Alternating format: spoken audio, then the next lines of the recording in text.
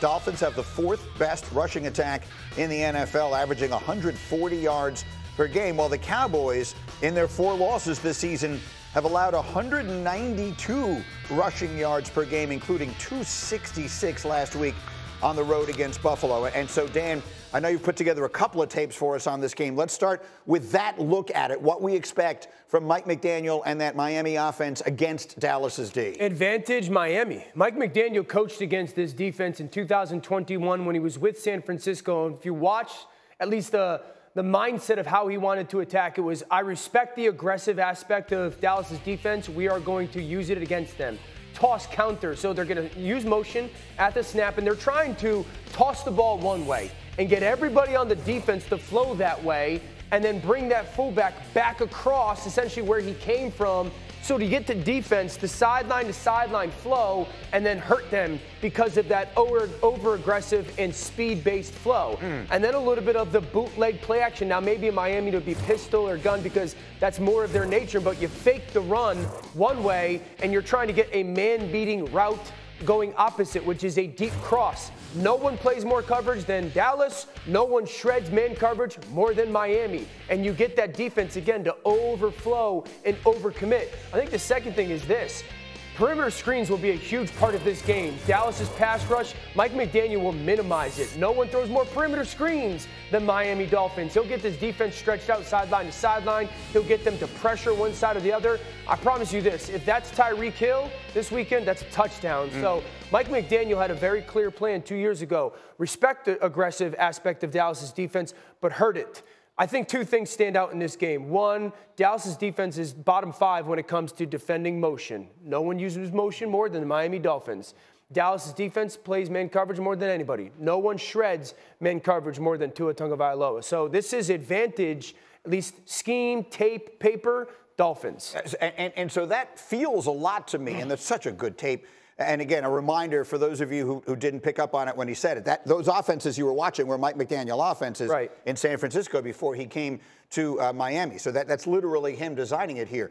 The Cowboys have to do something that we really haven't seen them do, right? They have to rise up defensively against a team they probably won't jump way out in front of early, and they have to stand up physically at the point of attack and all that stuff. Can they do it? That's a big question right now, Grady. I mean, because you look at last week against Buffalo. Buffalo completely dominated the line of scrimmage. No doubt. Okay, and we know in this league, this is a repeater league. Like, once you show on tape that you're vulnerable, guess what's going to happen the next week?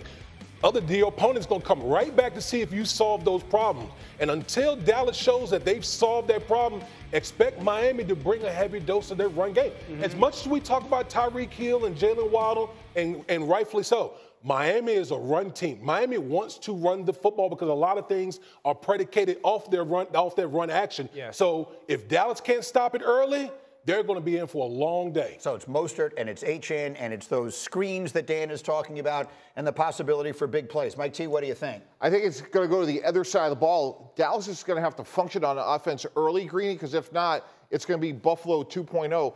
Dallas is second in the league in first half point differentiation at 115. And what that means is that allows their defense to do what Dan said earlier, rush the passer. But when Buffalo was able to control the line of scrimmage, and I give them a ton of credit, they just stayed with it. And Josh Allen had 7 completions, and they just wore down a very light Dallas defense. So if Dallas can move the ball, which they couldn't against Buffalo, Greeny, that will make Miami to play both run and pass, and will make them a lot easier for Dallas to defend. So the way that game started last week in Buffalo, it was a strange beginning to the game because the game got away from the Cowboys more than they were being outplayed. Sure. By that, I mean they had the roughing flow the of the game. You know, the roughing the passer penalty gave Buffalo a touchdown. I didn't think that was a good call. Then the Cowboys have an opportunity to throw a touchdown. Brandon Cooks, they don't hit it. Then they block the punt. You know, they run into the punter and all that. Sure. And before you know it, they're way behind in the game. The penalty certainly dictated the flow of the game, or helped with the flow of the game for Buffalo. No doubt. So how do the Cowboys, to Mike T's point, how do they play this game from in front? Well, I think to Mike T's point in offense, so here's why there's, in many ways, such a disparity home and road for Dallas's offense.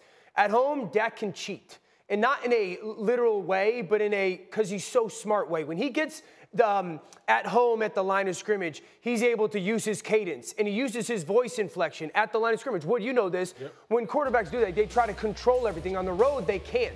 And so defense can do things late that you don't get attention to. They're going to pressure off the slot here and drop the safety down. This is second down, leads to a 2-yard loss. Well, that leads to third down, and they get off the field. That never happens at home for Dallas. This is second down in the red zone.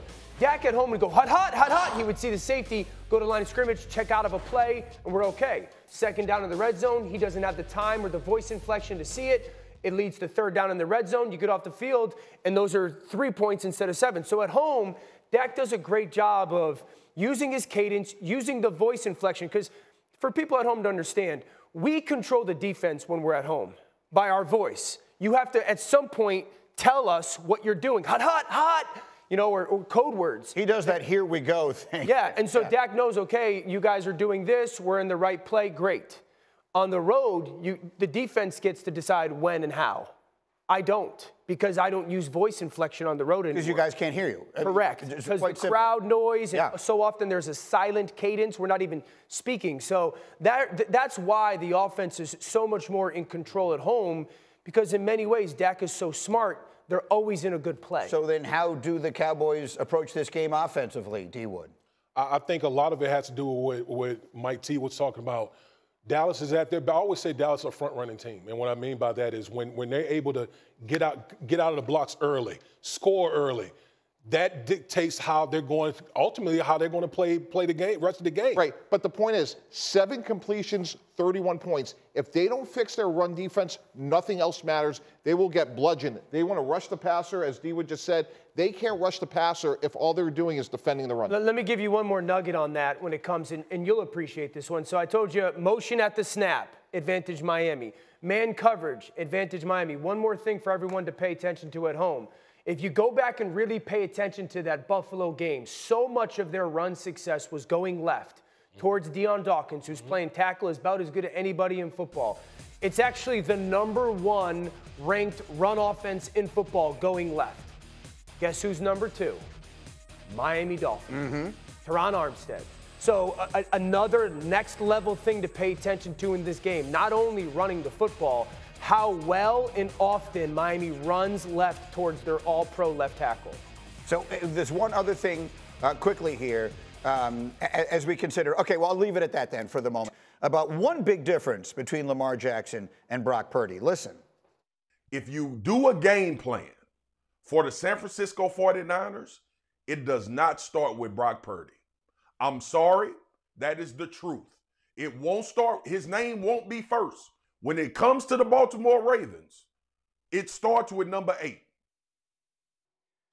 Well, that isn't the only way you determine an MVP vote, but I think is an interesting one. And we, of course, shortened that in the interest of time. But he said when you're playing against San Francisco, you begin by saying, what are we going to do with McCaffrey? Yeah. And when you're playing against Baltimore, you begin by saying, what are we going to do about Lamar Jackson? That is, I think, a very legitimate point. It doesn't necessarily mean it decides the MVP debate, but I think it's true. He's 100% right. And this is a little bit of a debate between, like, creator versus operator. Brock right now is at the highest level of operating his offense. And we shouldn't diminish the success that he's doing it because it's almost robotic. Him and Dak Prescott are probably the 2 guys that have done that consistently. Well, Lamar is this all-world creator where so often things come out of nothing. But McCaffrey, in his point of how important Christian is and the impact is valued. I don't know if there's a back that does it like this. This is called ace formation. There's symmetry. Guard, tackle, tight end, okay? Now, McCaffrey's going to do what we call a B-gap insert between the guard and the tackle. Now, oftentimes when they do that, they're just checking down 5 yards over the ball, but they switch Juszczyk and McCaffrey. This is not a broken play. This is not Christian creating something on his own. This is a design by Kyle Shanahan. That's what makes McCaffrey different is he says, well, I could clear out coverage with a player like Brandon Ayuk, and I can design Christian McCaffrey from the tailback spot to be a part of the actual pass progression in early aspects. Again, this is not a number 3 or number 4 in the progression when it comes to a check down. He's designing him on a wheel route. There's no player in the NFL, certainly at tailback, that gets used in that aspect. So to Marcus's point, he's accurate. It starts with McCaffrey in San Francisco. And look, here's what I will say. Well, I don't want to predetermine what you were going to say. I was going to fight with you before you even spoke. Go ahead. Okay. Let's rumble then. No, yeah. It seems like we're holding roster construction against Brock Purdy. Totally. And it's not fair. Like, can Brock Purdy help that? Hey, the San Francisco 49ers organization built a really good roster, right? Look at the way look at the efficiency in the way he's performing the quarterback position. Right. He's performing it at an all-time high level. Like, we got to give him props on that. Yes, I agree with Marcus to an extent of the way Lamar Jackson does it looks totally different from Brock Purdy. But that doesn't mean that one is more effective. Like, they just have different styles in which they're operating their offense. Correct. I see it different, guys. If you take Lamar Jackson out of the Ravens, season is over. Ronnie Stanley's been in and out of the lineup. No Mark Andrews, J.K. Dobbins, Keaton Mitchell's out, and they're probably going to be the 1 seed in the AFC. You take Brock Purdy out, you still, to Swagu's point, Debo, CMC, Ayuk. Now, look, Sam Darnold, there's some questions about it, but they're going to still be a really good team. Well, my pushback to that, Mike T, is this. While I get your point, one, MVP versus best player, I guess that's like subjective.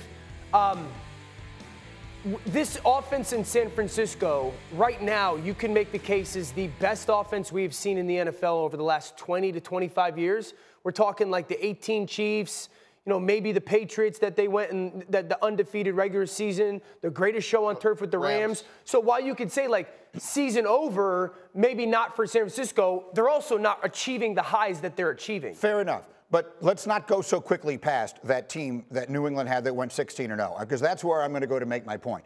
Tom Brady was an elite-level quarterback. He was already on his way to being one of the great quarterbacks of all time. He got Randy Moss that year. Yes. And he had the best season any quarterback had ever had in NFL history. Moss caught 22 touchdowns that year. And if you were listening to a show called Mike and Mike in the Morning then, you would have heard me screaming and yelling, Moss should be the MVP. He's the reason Brady is playing at this level. It's not diminishing Brady. Now, of course, they gave the award to Brady because they just give it to the quarterback blindly. I think what Purdy is doing is extraordinary. I'm not trying to take anything away from him. Right. But the reason that he's able to play at that level is because of McCaffrey, and thus I think McCaffrey right this minute is the MVP. See, I don't like the term game manager because we've turned that into something I don't think it should mean. Right. Brock Purdy is playing the quarterback position outstandingly well. Can't play it better. But I think that the most valuable piece of that team is actually McCaffrey. I don't disagree with that. I don't know if we've seen a player change how defenses play and change how a coach attacks more than Christian McCaffrey, maybe since Randy Moss. He's that Moss type is the of example. talent. He was that good. Greeny, I think that the cool thing about the MVP this year is there are so many guys worthy of that conversation. It's almost like the Heisman Trophy. We are going to get Heisman moments from these guys. Like this weekend. So we have Lamar and Brock Purdy and Christian McCaffrey. Tua and Tyreek versus the Dallas Cowboys. They have their moment. Tua and Tyreek, Week 18 potentially versus Josh Allen, who might have his moment. All these guys are going to have opportunities to have like a Heisman or an MVP moment to kind of separate themselves because it's a jumbled up group right now. Yeah, it's less obvious than it has been in years past. Totally agree. I go back to what Swagu said, which to me it's the depth of the skill players, because to me, you go back to that Philly game, it was Debo Samuel that was the difference maker and the tempo setter. So as much as I like McCaffrey, Debo Samuel to me is right there because he's the mismatch as well. Sure. Put him in the backfield, line him up.